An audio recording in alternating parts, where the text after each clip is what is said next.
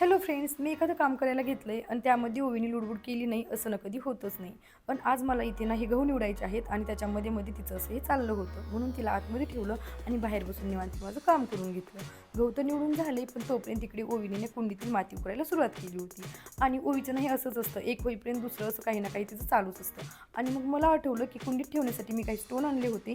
मग हातोहात ते स्टोन देखील कुंडीमध्ये ठेवून घेतले, जेणेकरून ती आता माती उकरणार नाही. आणि आय होप की आमची ही आयडिया आता वर्क करेल. तर हे सगळं मी आवरून घेतलं आणि तोपर्यंत ओवी देखील झोपली होती. पण झोपेतून उठल्यानंतर ओवीला मस्त असं सरप्राईज भेटणार आहे. काय ते मी पुढे सांगेलच, पण त्याआधी इकडे मी बनवते झटपटीत होणारा स्नॅक्स स्पायसी ओली भेळ. व त्यासाठी लागणारे सर्व साहित्य इकडे मी पटापट कट करून घेतले व या कटरमुळे काम अगदी सोपं होतं.